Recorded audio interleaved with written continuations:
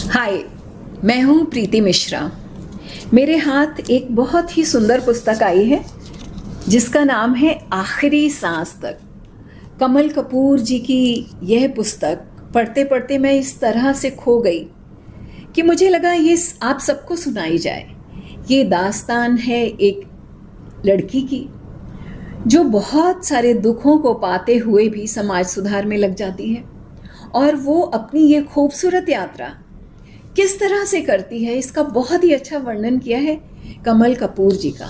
कमल कपूर जी अनेकों सम्मानों को प्राप्त करके हिंदी साहित्य जगत का विशिष्ट नाम है। 2 मई को कोटा में जन्मी श्रीमती कमल कपूर जी की अनेकों पुस्तकें आ गई हैं, और आजकल उनकी जो पुस्तक चर्चा में है वो है अस्मी। लेकिन आखिरी सांस तक की अभी मैं बात कर रही हूँ। मुझे लगता है आप इसको सुनेंगे और इसमें खो जाएंगे। तो इसके हर एपिसोड को रेडियो बूस पर हम प्रसारित करते जाएंगे, और ये उम्मीद है कि आप भी इसका आनंद मेरे साथ उठा पाएंगे। तो बस इतना ही कहती हूँ मैं। आप सुनिए आज पहला एपिसोड। पिछले 2 घंटों से धारोधार बारिश हो रही थी। लगता था जैसे इंद्रदेव ने बादलों के महल के द्वार और उपद्वार एक साथ खोल दिए हों। खिड़की के पारदर्शी शीशे के पार पसरे हरे भरे बगीचे की क्यारियों के रंगारंग वस्त्र पहने भोले शिशुओं से नाजुक फूल उस झमाझम बरसते पानी में भीग कर कांप रहे थे। हाँ, शिशु ही तो थे वे फूल जिनकी जन्मदात्री थी अनुराधा। उस ठंडे भीगे मौसम में भी उसका मोम सा मन ममत्व की आँच पाकर पिघल गया। उसे लगा जैसे उसी के जाए नन्हे बच्चे भरी बरसात में अकेले रूठे हैं। जी चाहा दौड़ कर जाए और अपने आंचल की ओट देकर उन्हें भीगने से बचा ले। फिर अगले ही पल माँ श्री की सीख याद आ गई। हर चीज को देखने के 2 नजरिए होते हैं बच्चे, सकारात्मक और नकारात्मक। तुम सदा सकारात्मक और आशावादी दृष्टिकोण को ही अपनाना, देखना जिंदगी के मायने ही बदल जाएंगे। तो तुरंत उसकी विचारधारा ने नया मोड़ ले लिया। उसे यूं लगा ज्यों फूलों के रूप में वे उसके बचपन के संगी साथी और भाई बहन हैं जो वर्षा स्नान का आनंद उठा रहे हैं। ऐसी रिमझिम बरसातें छुटपन से ही लुभाती रहे हैं उसे याद आने लगे वे दिन। बारिश तेज हुई नहीं कि वह छत पर जा पहुंचती और खूब भीगती, और जब नीचे आती तो मिलती जमकर बीजी की मार और फटकार। पूरा घर गीला कर दिया, अब इसे कौन सुखाएगा? तू, तेरी माँ, या? और साथ ही तुरंत मिल जाता पापा जी का दुलार। वह उसके हाथों में तौलिया थमाकर कहते, जाकर अब कपड़े बदल लो अनु, नहीं तो आँखों हो जाएगी। फर्श मैं सुखाए देता हूँ बेटा। फिर पापा जी फर्श सुखाते और साथ ही सुनते बीजी की कलेजा छलनी करने वाली कटीली बातें, और जवाब देते एक हल्की ठंडी मुस्कुराहट से। अगली बार वो बीजी की मार फटकार तो भूल जाती, बस याद रहता पापा जी का लाड़ दुलार। पर इधर 2-2.5 सालों से ऐसी बरसातें उसे भयातुर करने लगी हैं। 2 बरस 9 महीने 4 दिन पहले का वो बरसात का दिन। अतीत के सांवले मेघों से आच्छादित आकाश पर बिजली की क्षीण रेखा सा चमक उठा। उस दिन, उस शाम भी तो ऐसी ही बला की बरसात थी। नहीं, विकराल रूप तो बारिश ने बाद में धारण किया था। उस पल जब वह घर से निकली थी तो हल्की बूंदाबांदी ही हो रही थी। मात्र पहने हुए 3 कपड़ों में ही निकली थी वह घर से। हाथ में बस पर्स नुमा छोटा सा हैंडबैग था जिसमें चंद रुपए, पेन, पेंसिल, डायरी, एक 40सा संग्रह और ज़रूरत की 2-4 चीज़ें भर थीं। सेलफोन तक घर छोड़ आई थी। ये सेलफोन भी तो लड़ाई झगड़े की बहुत सी वजहों में से एक था। उस समय तो मन में सिर्फ एक ही हट था, चाहे जो हो जाए अब इस घर में नहीं रहना। आंखों के प्याले लबालब आंसुओं से भरे हुए थे और मन इतना शुद्ध था कि मुड़कर एक नज़र भी नहीं देखा उसने उस घर की ओर जिसमें उसने जिंदगी के ढेरों बरस बिताए थे, मीठे कम और खट्टे ज़्यादा। देखा जाए तो वो घर था ही कहाँ, ईंट पत्थर गारे से बना फकत एक मकान था, मकान भी नहीं, मानवीय संवेदनाओं से रहित एक कसाई घर था, जहाँ चैन और सुकून का एक पल भी कभी नहीं पाया उसने। कुछ तय भी करके नहीं निकली थी कि कहाँ जाना है, बस लंबे लंबे डग भरती मुख्य मार्ग पर आ गई और नुक्कड़ वाले पुराने बड़े पीपल के पेड़ के नीचे ऑटो रिक्शा में बैठ गई। रेलवे स्टेशन ले चलो भैया जी जल्दी, बीड़ी सुलगाने की कोशिश करते ऑटो रिक्शा वाले से आग्रहपूर्वक कहा उसने। चलेंगे, जरूर चलेंगे, पर 50 रुपए लगेंगे एकदम। मैं 60 रुपए दूंगी, लेकिन कोई और सवारी नहीं लेंगे आप। स्वीकार में गर्दन हिलाते हुए उसने ऑटो रिक्शा स्टार्ट कर दिया तो चैन की सांस ली उसने। कोई मंजिल नहीं थी उसके पास, बस मौत ही मकसद भी थी और मंजिल मकसूद भी, और मरने का इरादा लेकर ही तो जा रही थी वो स्टेशन की ओर। मन मजबूत था और दृढ़ निश्चय कि जो भी पहली गाड़ी आएगी उसी के नीचे कट मरेगी। जिंदगी सुकून न दे सकी, शायद मौत ही दे दे। ऑटो में बैठने की देर थी कि बारिश की गति तनिक तेज हो गई और साथ ही तेज हवाएं भी चलने लगी। ये मौसम भी मेरी किस्मत की तरह मुझसे खफा है। तभी तो एकदम तेवर बदल लिए इसने भी, सोचकर आंसू छलकने को हो गए, पर उसने जबरन उन्हें आंखों में ही रोक लिया। गड्ढे भरी टेढ़ी मेढ़ी गीली रपीली सड़कों पर तेजी से भागता ऑटो रिक्शा अचानक एक झटके से रुक गया और उसका दिल चौगुने वेग से धड़क उठा। सामने बीच सड़क में कंधे पर बैग लटकाए डरावना सा एक अधेड़ पुरुष खड़ा था, जो ऑटो रुकते ही लपका। स्टेशन या बस अड्डे कहीं भी ले चलो भाई। अनुराधा को शक हुआ कि हो न हो यह व्यक्ति उसे अकेली जानकर उसका पीछा कर रहा है। न जाने क्या है इसके मन में, या ये भी तो हो सकता है कि ऑटो वाला भी मिला हुआ हो इसके साथ। अभी अभी वो किसी से सेल पर बात कर रहा था। भय से कांप गई वह और हिम्मत जुटाकर रूखे स्वर में बोली, भैया जी, मैंने आपको पहले ही कहा था कोई और सवारी नहीं लेंगे। प्लीज़ मैडम, मुझे जल्दी पहुंचना है कहीं, भगवान आपका भला करे। वह गिड़गिड़ाने पर उतर आया, लेकिन बाबूजी हमें माफ़ करें, कोई और ऑटो पकड़ लें आप, कहकर ऑटो चालक ने ऑटो आगे बढ़ाया तो राहत की सांस ली उसने। रास्ते भर भय घेरे रहा कि घर से कोई आ ना जाए पीछे। बार बार मुड़कर पीछे देख रही थी। उसकी इन हरकतों से शायद ऑटो वाले को संदेह हो गया था कि कोई तो गड़बड़ जरूर है। तभी तो उसने पूछा, मैडम जी, काहे को पीछे मुड़ मुड़ कर देख रही हैं? कोनो बात का डर है तो हमें बताओ, नई है का इस शहर में? अरे नहीं भैया जी, इसी शहर में जन्मी पली हूँ, काहे का डर? हाँ, कुछ मुस्टंडों की बेजा हरकतों से परेशानी जरूर होती है, जैसे अभी एक आया था। अपनी घबराहट छुपाने के लिए सहजता का मुखौटा ओढ़ लिया था उसने। बामुश्किल रास्ता कटा।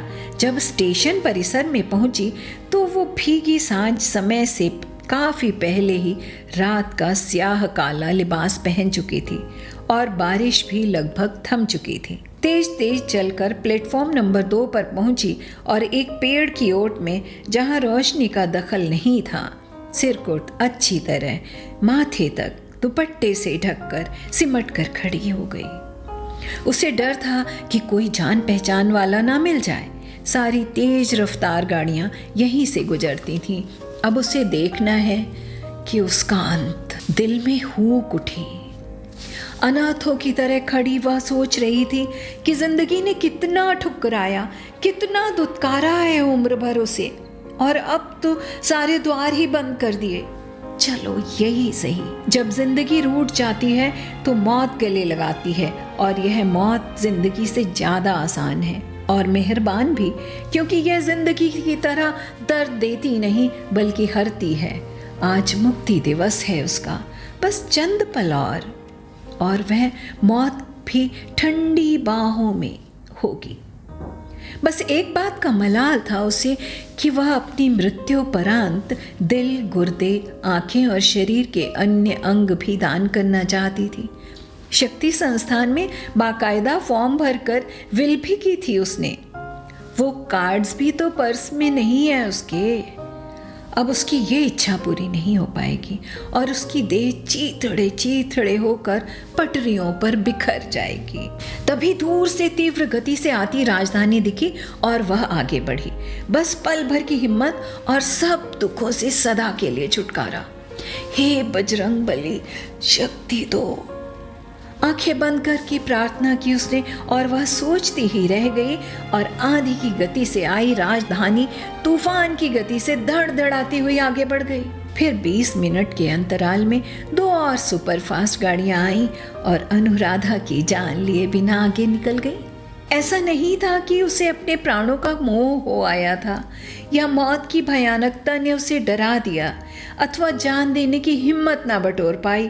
बस एक सोच ने सहसा उसके पांवों को अदृश्य लौह श्रृंखला में जकड़ लिया था कि जिस घर का उसने बरसों नमक खाया है, जिसकी छत की पनाहों में वह रही है, जिससे उसके पापा जी का नाम, मान और सम्मान जुड़ा है, ऐसे उस घर को और जिस घर की हवाओं में उसने अपनी पहली सांस ली थी, जहाँ के माटी पानी से उसकी काया बनी पली पनपी है और जहाँ उसकी जन्म नाल गड़ी है, उस शहर को यूं बेइज्जत नहीं करना है उसे। कल के स्थानीय अखबारों की सुर्खी बन जाएगी वह। एक महिला का शत विशत शव रेल की पटरियों से बरामद हुआ और विस्तार से खबर भी होगी। हैंडबैग में उसके विजिटिंग कार्ड के द्वारा उसकी पहचान या शिनाख्त भी हो जाएगी और खबर कुछ यूं होगी। विश्वस्त सूत्रों से ज्ञात हुआ है कि मृतका का नाम अनुराधा खन्ना है और वह कपकपी छूट गई और उसने मन में अब निश्चय कर लिया, मन बदल लिया कि वो मरेगी जरूर, पर अपने शहर में नहीं, कहीं और जाकर, किसी ऐसी जगह जहां उसे कोई जानता पहचानता ना हो। मरना तो होगा ही, जिएगी कैसे? टूटे मनोबल, घटती शक्तियों और थोड़े से पैसों के साथ जिएगी भी कहाँ? कौन सहारा देगा उसे? घर शहर के साथ नौकरी भी तो छूट रही है ना। सालों साल कमाया भी तो किसके लिए? जो नरभक्षियों की तरह नोच नोच कर उसे खाते रहे। और अपने ही चाचा चाची, ताऊ ताई, बुआ भी तो मौन साधे रहे हैं, मिट्टी के माधो की तरह। क्यों कहते हैं लोग कि रक्त पानी से ज्यादा गाढ़ा होता है? क्या किया उसके किसी भी रक्त संबंध ने उसके लिए? रक्त रिश्तों की इस घिसी पिटी परिभाषा को मिटाकर नई परिभाषा क्यों नहीं गढ़ते भुक्त भोगी लोग? वह मिट्टी के माधो की तरह कभी उसके हित में ना बोले ना खड़े हुए।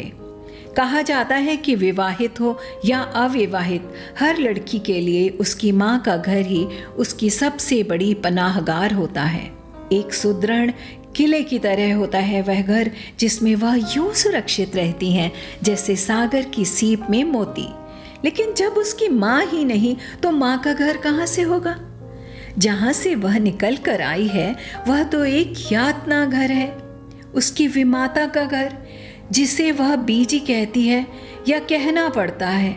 उस घर में 3 दुश्मनों के बीच रहना पड़ रहा है उसे, हर पल डरे डरे, सहमे सहमे कि ना जाने कब कौन सा कहर टूट पड़े उस पर। वहाँ एक क्षत्र राज्य था उसकी सौतेली माँ यानी बीजी का, और बीजी का बेटा यानी सौतेला भाई सुंदर भी अपनी माँ के पद चिन्हों पे चल चल कर सताने और यातनाएं देने की सब कलाओं में निपुण हो गया था।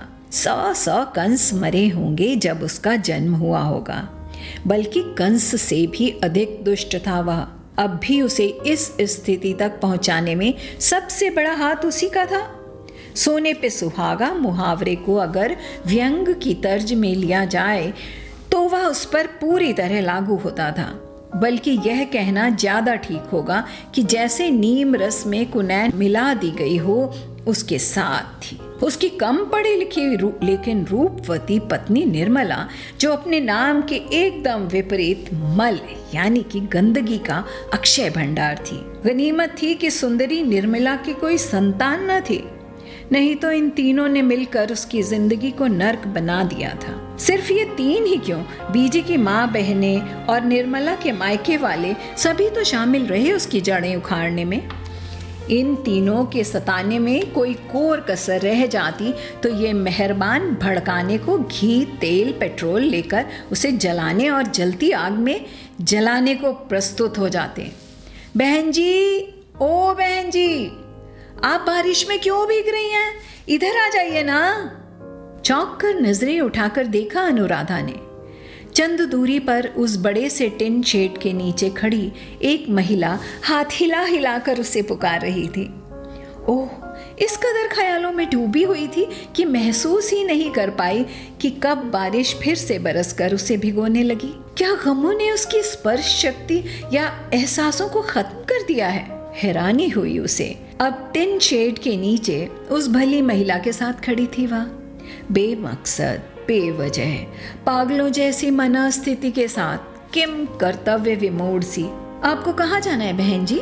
उस महिला ने पूछा तो अचकचा गई वह। जी, उसे तो खुद ही नहीं पता कि कहाँ जाना है, लेकिन कुछ तो जवाब देना ही था, सो बिना सोचे समझे कह उठी, जी मधुपुर जा रही हूँ मैं। अरे वाह, वह पुलक उठी, तब तो खूब बढ़िया साथ रहेगा। हम भी मधुपुर ही जा रहे हैं। ये हमारे बच्चे हैं, रीना और रोहित, और ये हमारे वो हैं।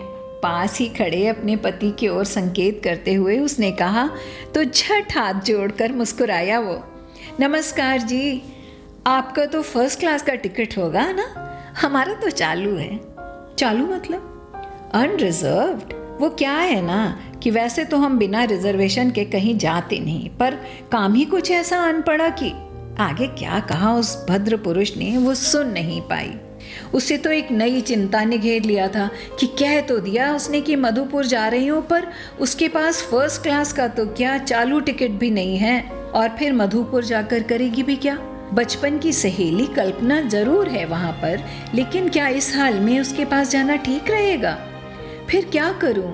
चुपचाप खिसक लूं यहाँ से, या लौट जाऊं घर और गंतव्य निर्धारित करके पूरी तैयारी के साथ, मतलब कुछ कपड़े लत्ते, एटीएम कार्ड्स और ज़रूरत का चंद सामान लेकर निकलूं? मन ने उसकी सोच को फटकार दिया फौरन। नहीं लौटना है तुझे उस घर में अब, जहां होश से पहले चरण से अब तक सदा अपमानित और शोषित ही हुई है तू। और आज शाम जो हुआ भूल गई तू? अरे वो तो पराकाष्ठा की जिल्लत थी। तुझे कलंकित किया गया, चरित्रहीनता का आरोप लगाया गया तुझ पर, तेरे अस्तित्व, तेरी अस्मिता को ललकारा गया। उस नर्क में दोबारा पांव नहीं रखने हैं तुझे। दाना पानी उठ गया तेरा उस घर से। साथ ही पत्र भी तो छोड़ आई है वो, जिसमें अपनी संभावित आत्महत्या के दोष से तमाम घर वालों को मुक्त कराई है। इतना कर्ज तो चुकाना ही था ना उसे। उस घर की निरंतर प्रताड़नाएं, यातनाएं सहते सहते थक चुकी है वह, और तो और वो अब बड़ी हो गई है, इतनी कि यौवन की दहलीज भी लांघने को है। इस सच का ख्याल किए बिना बीजी जब तब हाथ उठा देती है उस पर। नहीं जाना है अब उसे उस घर में। फिर चाहे कहाँ, दुविधा से घिरी द्वंद में उलझी खड़ी थी वह। कोई राह नहीं सूझ रही थी कि उसकी विचारधारा में रोड़ा अटकाया उद्घोषिका की इस घोषणा ने। मुंबई से आने वाली उत्तर भारत एक्सप्रेस अपने निर्धारित समय से 1 घंटा 15 मिनट विलंब से आएगी। अतः इस गाड़ी से यात्रा करने वाले सभी यात्रियों से निवेदन है कि बस जैसे उसे दिशा मिल गई, वो भागती भागती सीढ़ियां उलांगती टिकट घर तक जा पहुंची। मात्र 100 रुपए की ही तो थी मधुपुर की चालू टिकट। पर्स से रुपए निकालते हुए उसका हाथ किसी पैकेट नुमा चीज से टकराया। उत्सुक मन से निकाल कर देखा तो गहरे गम में भी मुस्कुरा दी वह। अरे वाह, यह तो वो लिफाफा था जिसमें उसके 13,000 रुपए थे, जो 2 दिन पहले ऑफिस कमेटी के मिले थे उसे, और जिसकी खबर बीजी तक को नहीं थी। इन्हें बैंक में जमा कराने का ना उसे मौका मिला था और ना ही वक्त। उसके इस निजी अकाउंट से भी बीजी अनभिज्ञ थी। चलो जो हुआ अच्छा हुआ, सोचा अनुराधा ने। पर्स में सेमिनार के टीए डीए के भी 1500-1600 रुपये बचे थे। काफ़ी हैं शायद, एकदम शायद छोटा सा जीवन अभी जीना बाकी है उसके लिए। एक हल्का सा संतुष्टि भाव जागा मन में और टिकट लेकर तथा एक बिस्लरी की बॉटल खरीदकर वह उसी टिन शेड के नीचे लौट आई। खुद को बारिश से बचाने की भरसक कोशिश की थी उसने, फिर भी अच्छी खासी भीग गई थी। कुछ तो पहले भी भीगी हुई थी। अरे आप तो पूरी तरह भीग गई हैं बहन जी, सर पोंछ लीजिए नहीं तो बीमार पड़ जाएंगी। वैसे आप गई कहाँ थी? हैंडबैग से एक हैंड टॉवल निकालकर उसकी ओर बढ़ाते हुए और उसके प्रति चिंता व्यक्त करते हुए उस महिला ने मिठास से पूछा तो सक पका गई वह और आहिस्ता से बोली, पानी लेने गई थी। फिर बिना पूछे या उसके कुछ बिना बताए ही उसका नाम भी जान लिया। दरअसल उसका बातूनी पति बातों बातों में बार बार उसका नाम ले रहा था। मीता ये करो, मीता वो करो, मीता ऐसे, मीता वैसे। तो मीता नाम था उसका, जो उसके सहज सरल व्यक्तित्व और स्वभाव के एकदम अनुरूप था। लेकिन ना मीता ने ना उसके पति ने उसका नाम पूछा और ना ही उसने बताया, क्योंकि यह उसकी प्रवृत्ति में शामिल ही न था कि अजनबियों को नाम बताती फिरे। अब एक नई फिक्र थी उसके सामने कि मधुपुर जाकर क्या करेगी, मरेगी या मरने से पहले एक बार कल्पना के घर जाएगी। पर कैसे जाएगी इन 3 कपड़ों में वहाँ? पहले भी गई है वह उसके घर, लेकिन तब और अब में जमीन आसमान का फर्क है ना? उसके पति कार्तिक क्या सोचेंगे और यूं बिन बताए या बिन पूर्व सूचना के वह कैसे चली जाए? हो सकता है वे लोग घर पर ही ना मिले। ये तमाम सवाल परेशान कर रहे थे उसे और खुद पर तरस आ रहा था, भगवान पर गुस्सा कि वो क्या खेल खेल रहे हैं उसके साथ। क्या बिगाड़ा है उसने किसी का? एक कड़वा शब्द तक नहीं बोला उसने तो कभी किसी से, किसी चींटी तक का दिल नहीं दुखाया और बेबसी के आंसू छलकने को हुए पर उसने उन्हें पी लिया। गाड़ी आ गई, अफरा तफरी मच गई। मीता और उसके पति बच्चों और सामान को संभालते हुए गाड़ी की तरफ दौड़े। तब भी वह भली मानस उसे नहीं भूली। जल्दी आइए बहन जी, सिर्फ 5 मिनट रुकेगी यहाँ गाड़ी। और भारी मन से वह उनके पीछे पीछे बोली, अलविदा ए मेरे शहर, अब कभी तेरी गलियों से गुजर ना होगी मेरी। अलविदा अखिल।